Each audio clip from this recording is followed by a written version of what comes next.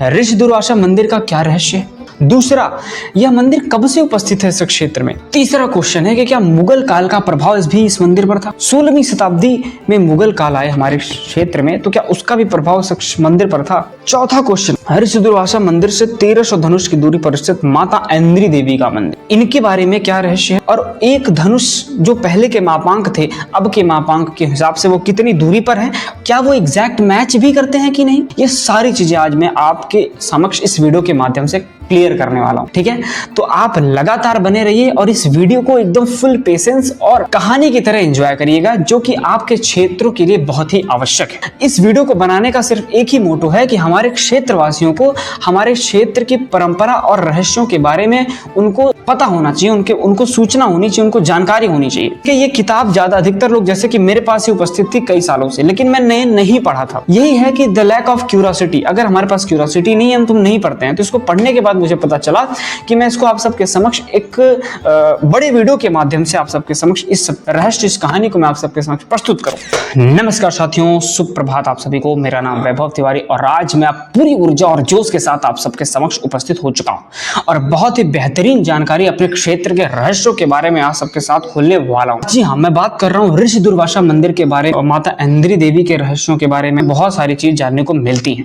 तो चलिए प्रारंभ करते हैं। तो सबसे पहले मैं आपको एक इमेज दिखाना चाहता हूं। इसमें आपको एक प्रणव अक्षर ओम की आकृति दिख रही होगी। तो सबसे पहले प्रयाग की पुनीत वसुंधरा में गंगा मैया जहां एक तरफ से आ रही हैं, यमुना मैया एक तरफ से आ रही हैं, बीच में अदृश्य रूप में सरस्वती माता है। और वहीं ये धारा आगे चलकर उल्टा किला जो आप अभी देखते हैं ना, उसे उस समय प्रतिष्ठानपुरी के नाम से जाना जाता था। और उसी प्रतिष्ठानपुरी से ये गंगा मैया की जो धारा है, दो विभागों में विभक्त होती है, एक बड़ी धारा, एक छोटी धारा।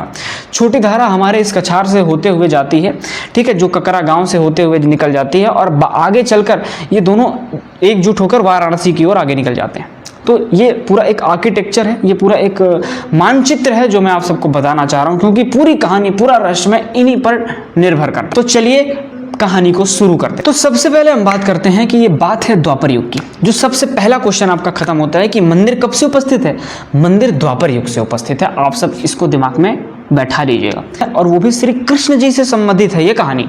सर्वप्रथम अब ये कहानी का प्रारंभ होता है जब श्री कृष्ण द्वारिकाधीश बने। द्वारिकाधीश बनते हैं और इधर श्री ऋषि दुर्वासा जंगल में अपना पूरे शिष्यों के साथ अपना डेरा डामा जो है आराम से डाल लेते। ये बात श्री कृष्ण जी को पता चल जाती है। उनके दिमाग में एक लीला करने का स्वभाव है श्री कृष्ण जी को, कृष्ण जी का, तो वो कुछ लीला करने का उनके अंदर स्वभाव आया, जिसकी वजह से वो माता रुक्मणी को लेकर के और अपने रथ से श्री ऋषि दुर्वासा जी के पास आते हैं, आग्रह करते हैं। लेकिन ऋषि दुर्वासा जी के अंदर क्रोध उत्पन्न कर देते हैं, जिसकी वजह से ऋषि दुर्वासा जी स्वयं श्री कृष्ण जी से रथ हाँकते हुए द्वारिका पहुंचते हैं, श्री कृष्ण जी के महलों में। अब देखिए, आप सब ये जानते हैं श्री कृष्ण जी ने ऋषि दुर्वासा जी के पूर्ण शरीर अंगों में खीर का लेपन किया था, तलवे में छोड़ दिया था, जिसकी वजह से दुर्वासा जी कुपित होकर उन्हें श्राप दे दिए थे। ये कहानी हम सभी जानते हैं और कहे थे श्री कृष्ण जी को कि तुम्हारा जो तलवा सबसे कमजोर होगा और इसी से तुम्हारी मृत्यु होगी। ये सारी कहानी हम यहाँ तक जानते हैं, लेकिन इसके आगे की क्या घटना हुई ये हम सबको नहीं पता है। अब यहीं से ट्विस्ट आता है इस कहानी में। तो सबसे पहले ऋषि दुर्वासा जी को श्री कृष्ण जी अपना वृहद स्वरूप दिखाते हैं।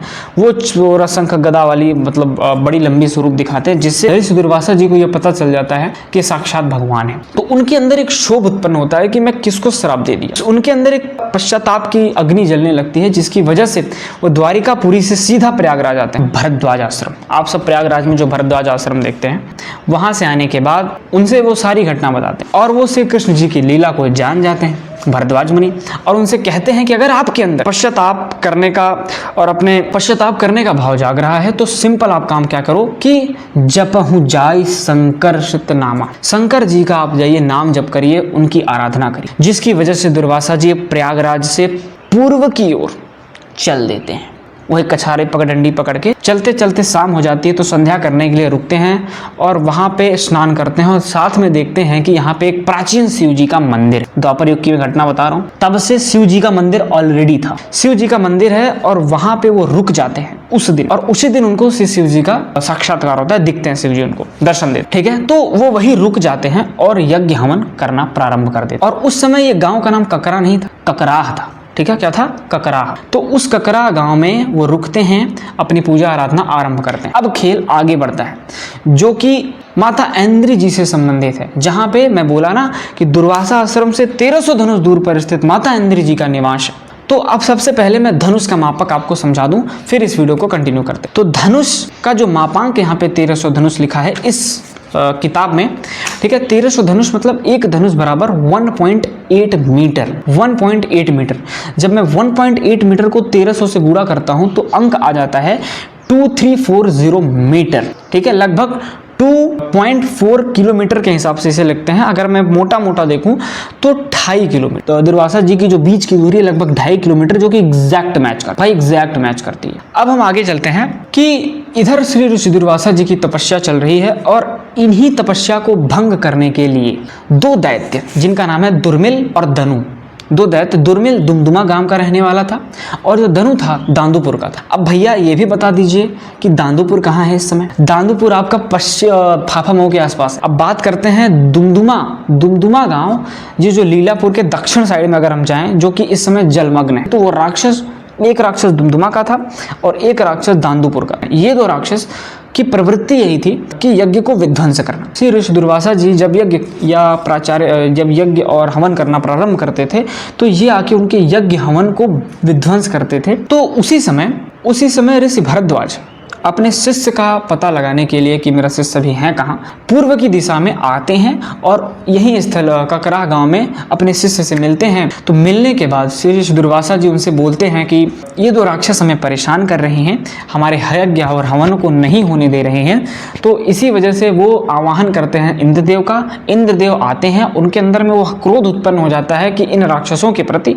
तो उनके क्रोधाग्नि से इंद्र के इंद्रियों से माता ऐन्द्री का प्राकट्य होता है, जिसमें माँ ऐन्द्री अपने हाथों में तलवार, गदा, शंख और ऐरावत हाथी पर सवार होकर के हम और सब भक्तों को आनंद देने के लिए प्रकट होती और उन धनु और दुर्मिल दैत्यों का विनाश करती हैं और दुर्वासा मंदिर से 1300 धनुष की दूरी पर आकर हमारे क्षेत्र माता ऐन्द्री देवी के नाम से विख्यात होती हैं, प्रचलित होती हैं। तो ये सारी कहानी, और अगर ये वीडियो काफ़ी लंबा हो जाएगा, ठीक है, अगर मैं दुर्गा सप्तशती में माता ऐन्द्री का इंद्र के शक्ति के रूप में प्रकट किया गया है, तो मैं इसका एक अलग वीडियो बना दूंगा एज अ साक्ष्य के रूप में, कहाँ उसमें लिखा गया है, तो इसके लिए मैं एक अलग वीडियो बना दूंगा, ठीक है। अभी हम बात करते हैं जो हमारा एक क्वेश्चन रह गया कि क्या मुगल साम्राज्य का इस मंदिर पर प्रभाव था। तो इसका आंसर है हाँ, ठीक है। क्यों प्रभाव था? मुगल काल में, अगर शायद देखिए मेरी हिस्ट्री उतनी अच्छी नहीं है लेकिन मैं कोशिश करता हूँ। औरंगजेब के बाद मूर्तियों का तोड़ना प्रारंभ हो गया था भारत में, मूर्ति खंडन का। उसके बाद शायद जो लास्ट शासक था मुगल काल का, मीर जाफर, मीर कासिम, नहीं पता है मुझे, आप अगर पता होगा तो आप बता दीजिएगा मुझे, ठीक है, और मुझे करेक्ट भी कर लीजिएगा। तो उन्हीं का एक कोई तालुकेदार और सूबेदार जिसे कहते हैं, वही यहाँ पे जो आज ऋषि दुर्वासा इंटर कॉलेज आप देखते हैं, ऋषि दुर्वासा इंटर कॉलेज के ही स्थान पर उसका किला था।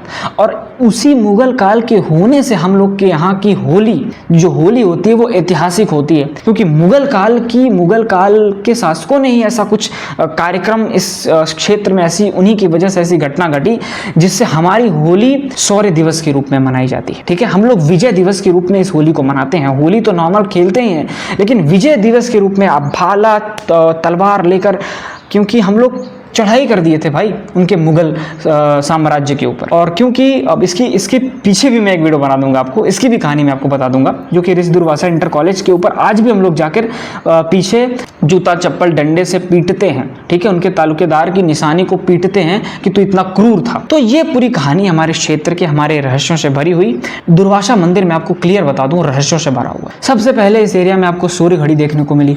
ऐसे व्यक्तित्व हुए जो सूर्य घड़ी का निर्माण कर दिए भाई। पूरी यज्ञशाला इसी से भरी हुई है भाई। मैं कह रहा हूं ना, ऋषि दुर्वासा आश्रम रहस्यों से भरा हुआ है और उन्हीं से संबंधित आप समझिए हमारे क्षेत्र में ये दो मंदिर प्राचीन द्वापर युग से हैं, तो आप ये सारी चीजें समझ सकते हैं। तो ये पूरा मेरा वीडियो बनाने का था और मैं सोच रहा हूं कि आप सबके समक्ष प्रत्येक इतवार को, संडे को दमदार तरीके से आपके समक्ष उपस्थित हूं और नए विचार, नए कंटेंट के माध्यम से आप सबसे वार्तालाप करूं। और ये वीडियो आपको कैसा लगा, ये रहस्य आपको सुनकर कैसा लगा, मुझे कमेंट करिएगा। और अगर आपको ये किताब चाहिए तो आप सिंपली माता ऐन्द्री धाम विकास संस्थान से, मंदिर से संपर्क कर सकते हैं। तो thank you for watching this videos को शेयर करिएगा। Thank you.